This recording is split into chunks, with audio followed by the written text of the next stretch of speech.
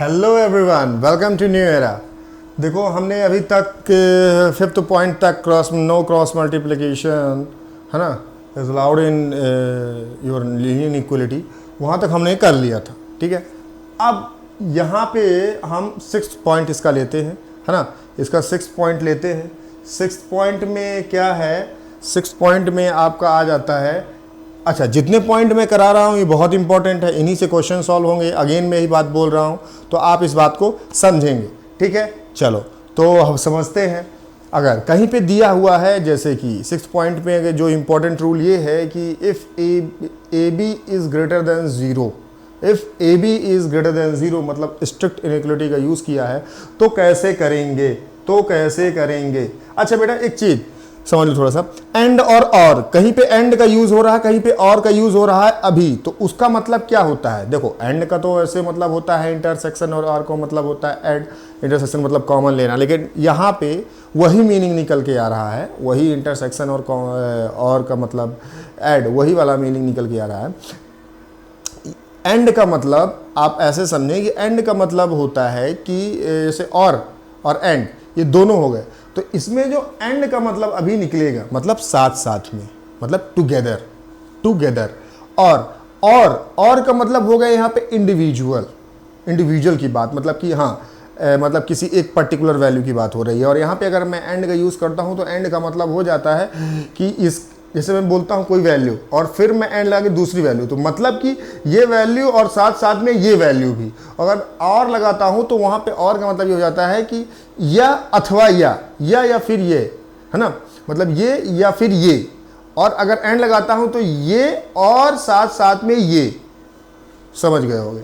ठीक है, चलो तो अगर बोल रहा है if A B is greater than zero, तो इसका मीनिंग निकल के क्या आता है? इसका मीनिंग निकल के आ जाता है, इसके दो केस बनेंगे।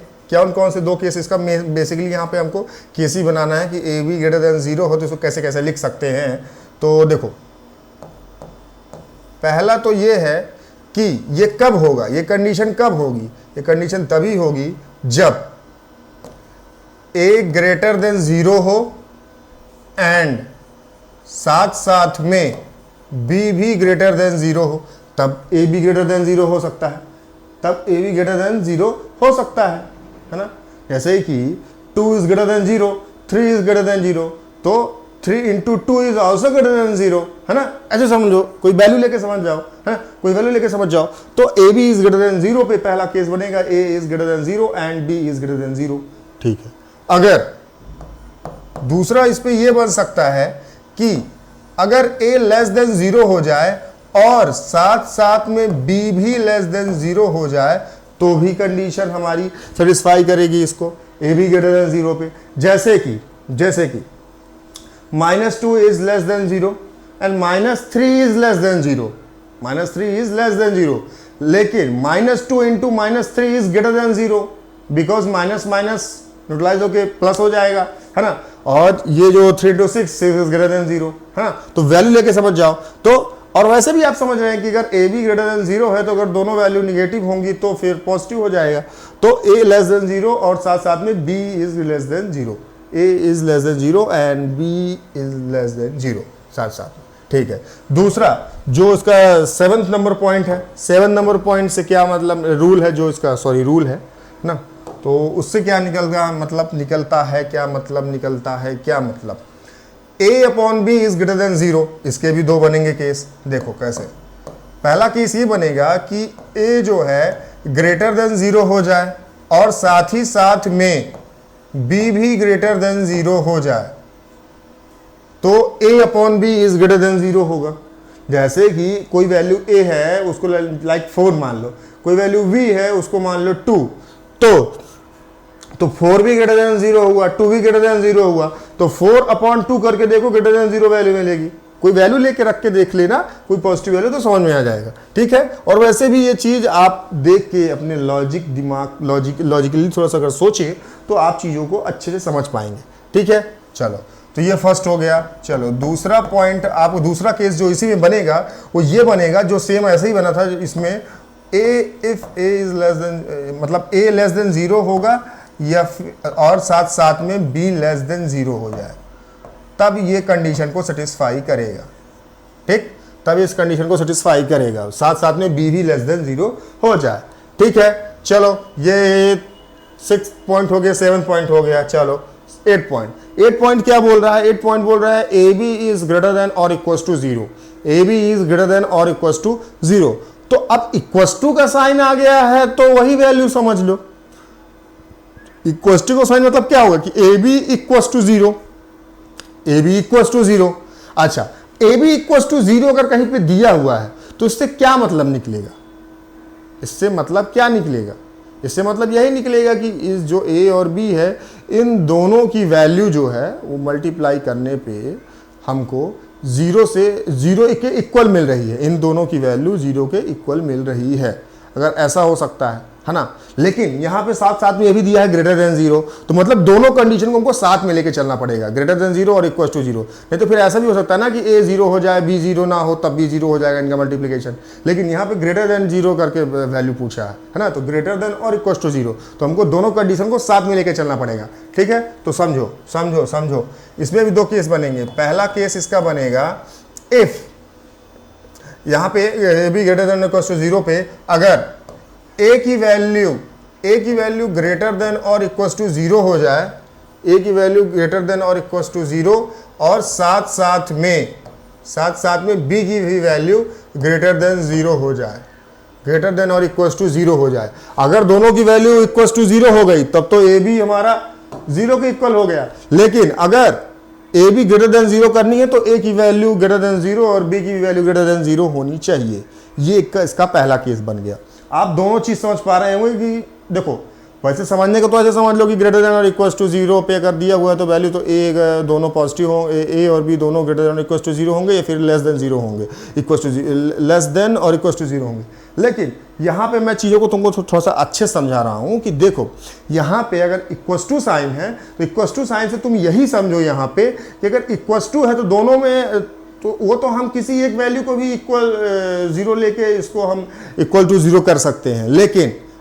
लेकिन यहाँ पे साथ में हमको स्ट्रिक्ट इनइक्वलिटी भी दी हुई है, ग्रेटर देन का साइन यूज किया हुआ है, तो उसको ही साथ में लेके चलेंगे तो a इज ग्रेटर देन और equal to 0 and b is greater than और इक्वल टू 0। अगर ये दोनों ऐसे हो जाएंगे तो हमारी ये कंडीशन सेटिस्फाई करेगी। और इसका दूसरा केस ऐसे कुछ बनेगा, कोई वैल्यू लेके देख लेना, समझ में आ जाएगा, है ना।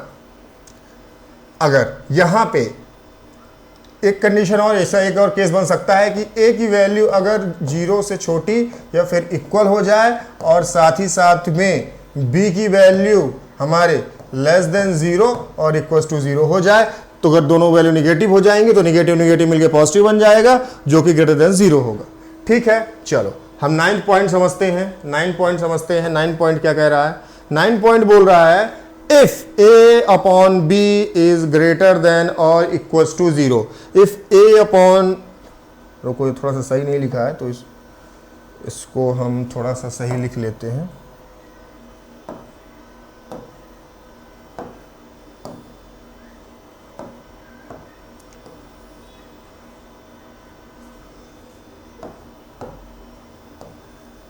a upon b greater than और इक्वल्स टू 0। कहीं पे अगर ऐसा लिखा हुआ हो, अभी तक हमने क्या समझा इस पॉइंट में? हाँ, ए बी ग्रेटर देन और इक्वल टू 0, तो a अपॉन बी अगर ग्रेटर देन और इक्वल टू 0 लिखा है तो यहाँ पे एक चीज देखो बेटा समझने वाली है कि यहाँ पे जो केस बनेगा, तो पहला केस क्या बनेगा सुनना, देखना। a upon B is greater than और इक्वल टू 0 कब ऐसा होगा? ये पहले अगर a की वैल्यू ग्रेटर देन और इक्वल टू 0 हो जाए और साथ ही साथ में b की वैल्यू ग्रेटर देन 0 हो जाए, तब ऐसा बनेगा। अच्छा, तुम लोग बोल रहे हो कि b पे सर इक्वलिटी साइन क्यों नहीं लिए हैं, बताता हूं।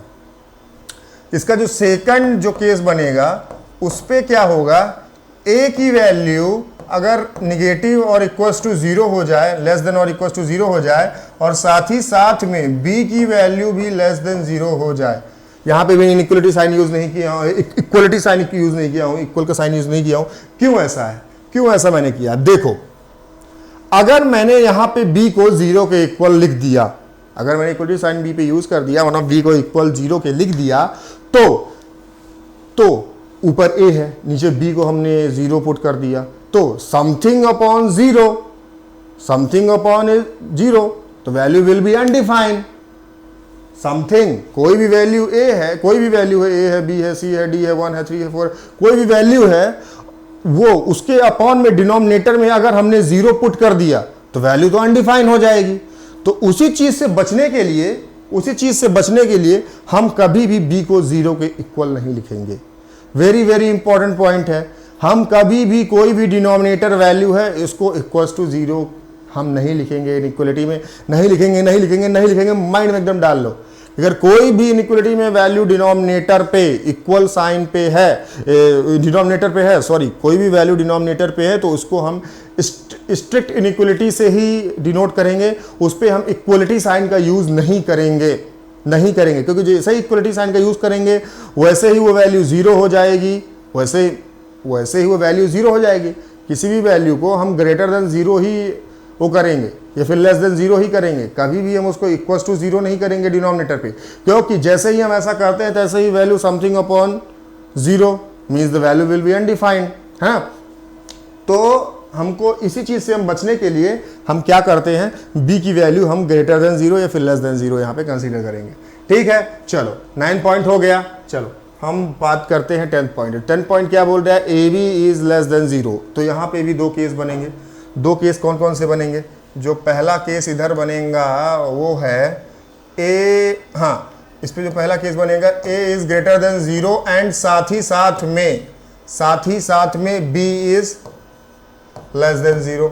अच्छा यहाँ पे हमने, हाँ तो यहाँ पे क्या पहला केस बनेगा, a is greater than 0 and b less than 0। मतलब कि कोई भी वैल्यू दी हुई है a b लेस देन 0 है, तो चलो ए बी लेस देन 0 कब आएगा, ए बी लेस देन 0? चलो हम ए की वैल्यू 2 ले लेते हैं, बी की वैल्यू जैसे ए की वैल्यू हमको ग्रेटर देन 0 लेनी तो हम 2 ले लेते हैं, बी की वैल्यू हमको लेस देन 0 ले लेनी है तो हम -3 ले लेते हैं। तो ए इज ग्रेटर देन 0 तो 2 इज ग्रेटर देन 0 होता है, 2 इज ग्रेटर देन 0 ही होगा, और b पे हमने -3 पुट किया तो मतलब -3 ग्रेटर लेस देन 0 होगा।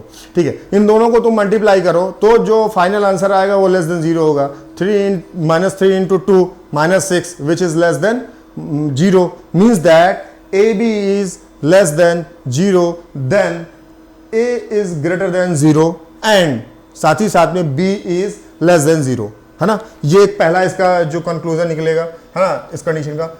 और यहाँ पे एक केस और बन सकता है, वो केस ये बनेगा कि अगर a की वैल्यू हम नेगेटिव ले लेंगे तो हमको b की वैल्यू पॉजिटिव लेनी है, तो हमको b की वैल्यू पॉजिटिव लेनी है, ये केस बनेगा। ठीक है, 11 पॉइंट पे बात करते हैं, 11 पॉइंट पे बात करते हैं, 11 पॉइंट पे बात करते हैं, 11 पॉइंट पे बात करते हैं। 11 पॉइंट देखो, a upon be less than 0, तो यहाँ पे भी सेम कंडीशन, यही सेम केसेस बनेंगे। सेम केसेस कैसे बनेंगे, अगर हम a की वैल्यू पॉजिटिव ले लेंगे तो b की वैल्यू नेगेटिव लेंगे, क्योंकि हमको ओवरऑल जो हमारा कंडीशन दी हुई है a upon be less than 0 है वही लाना है। तो हम अगर a की वैल्यू ग्रेटर देन 0 तो साथ ही साथ में b की वैल्यू लेस देन 0 होनी चाहिए, और a की वैल्यू अगर निगेटिव ले लिए हैं तब हमको b की वैल्यू हमको ग्रेटर देन 0 लेनी है। ठीक है, चलो ये पॉइंट आपके समझ में आ गया होगा। ठीक है, चलो 12th पॉइंट की बात करते हैं। तो इसमें क्या वही है, लेस देन पे इक्वल्स टू साइन का यूज किया है। तो इसके भी दो केस बनेंगे। इसका जो पहला केस बनेगा उस पे क्या लोगे, उस पे बोलोगे a इज ग्रेटर देन और इक्वल्स टू 0, a की वैल्यू 0 के इक्वल्स टू या फिर उससे ग्रेटर देन 0, और साथ ही साथ में यहाँ पे b की वैल्यू तुमको निगेटिव या फिर इक्वल्स टू 0 लेनी पड़ेगी। अगर दोनों की वैल्यू 0 हो गई तो ए बी 0 हो जाएगा, अगर एक की वैल्यू निगेटिव एक की वैल्यू पॉजिटिव हुई तो ए बी की वैल्यू निगेटिव आ जाएगी। ठीक है, इससे समझ सकते हो, ऐसे समझ सकते हो। ये एक पहला केस इसका बनेगा। दूसरा केस जो बनेगा इस पे, दूसरा केस ये बनेगा कि ए लेस देन और इक्वल्स टू 0 और साथ ही साथ में एंड जो मैं यूज करता हूं, साथ ही साथ में इसकी जो b की वैल्यू है, b की वैल्यू भी ग्रेटर देन 0 होनी चाहिए, तब जाके इस कंडीशन को सेटिस्फाई करेगा। ठीक है, ये केस। ठीक है, तो ये चीज़ समझ गए आप ना कि ऐसे इस चीज़ों को लिखना है। ठीक है, ये इंपॉर्टेंट इसके रूल्स हैं। ठीक है, अब A B is less than और इक्वल टू 0 का अगर यूज़ किया है तो सिंपली यहाँ पे भी हमको वही चीज़ करनी है जो मैं आपको बताया। जो इसका पहला केस बनेगा वो ये बनेगा कि ए इज ग्रेटर देन और equal to 0, A is greater than और इक्वल टू 0, और साथ ही साथ में b is less than 0, because here the equality sign मैंने यूज इसलिए नहीं किया है क्योंकि यहाँ पे जो b है वो डिनोमिनेटर में है, और जैसे ही हम इसकी वैल्यू 0 के इक्वल्स टू लिखेंगे वैसे ही something upon 0 is going to be undefined. So इसी चीज़ से हमको अपने आप को बचाने के लिए हम b को 0 के इक्वल नहीं लिखेंगे। डिनोमिनेटर में कोई भी वैल्यू है इनइक्वलिटी में, हम इसको 0 के इक्वल नहीं लिखेंगे क्योंकि वैल्यू हमारी अनडिफाइंड हो जाएगी, है ना। जो हमारा फाइनल सोल्यूशन आएगा वो अनडिफाइंड पे आ जाएगा, फाइनल जो वैल्यू आएगी वो अनडिफाइंड हो जाएगी। इसीलिए यहाँ पे पहला ये केस बनेगा, और दूसरा जो केस बनेगा वो कुछ ऐसा होगा कि a की वैल्यू आपकी लेस देन और इक्वल टू 0 हो जाएगी और b की वैल्यू पॉजिटिव हो जाएगी, b की वैल्यू पॉजिटिव हो जाएगी, b की वैल्यू पॉजिटिव हो जाएगी। ठीक है, तो यही इसके 13 पॉइंट थे। इन्हीं 13 पॉइंट का यूज हर जगह करेंगे। आगे चल के अब क्वेश्चन स्टार्ट करूंगा मैं, है ना। अब इस पे क्वेश्चन जो हमने जो लीनियर इक्वेशन है जो हमने पढ़ी अभी, है ना, इनके जो मैंने अभी पॉइंट्स पढ़े, इन पॉइंट्स पे इन जितने पॉइंट्स पढ़े, जितने फॉर्मूले पढ़े, ये 13 फॉर्मूले पॉइंट्स जो हमने 5-6 देखे इंपॉर्टेंट पॉइंट्स, और जितना भी हमने इंटरवल के बारे में देखा, सारी चीज़ों के बारे में कल जो होगा, मतलब नेक्स्ट लेक्चर जो आपका आएगा, उस नेक्स्ट लेक्चर में आपको क्वेश्चन सीरीज स्टार्ट होगी। ठीक है, क्वेश्चन सीरीज स्टार्ट होगी। ठीक है, तो आप होपफुली आप इंजॉय कर रहे होंगे लेक्चर्स को।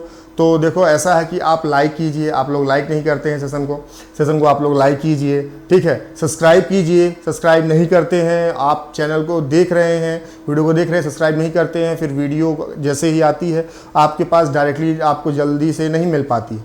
तो इसके लिए आपको क्या करना है कि आपको सब्सक्राइब करना है, बेल आइकन को क्लिक करना है डेली अपडेट्स के लिए, है ना। और ये जो फाउंडेशन सीरीज है ये तो चलती रहेगी एक तरफ से, और आपके भी जो भी डेली इंपॉर्टेंट वीडियोस हैं, जो भी इंपॉर्टेंट अपडेट्स है ना, जो भी फैक्ट्स हैं, सारी चीज़ें मैं वो लाता रहूँगा, है ना, वो एक तरफ से। और ये आपका रेगुलर डेली बेस पे आपकी मैथमेटिक्स पूरी आती रहेगी। ठीक है, इसके बाद फिर हम लॉगरिथम लेंगे इनइक्वलिटी के बाद। अभी तो इनइक्वलिटी ही चलेगा काफ़ी मतलब लेक्चर्स में, अभी तो करीब बता नहीं सकते, काफ़ी लेक्चर तक अभी इनइक्वलिटी जाएगा, लेकिन उसके बाद फिर लॉगरिथम, फिर क्वाड्रेटिक, फिर जैसे आप जो लोग जो बोलेंगे वो स्टार्ट करते चलेंगे। ठीक है, तो चलो, थैंक यू।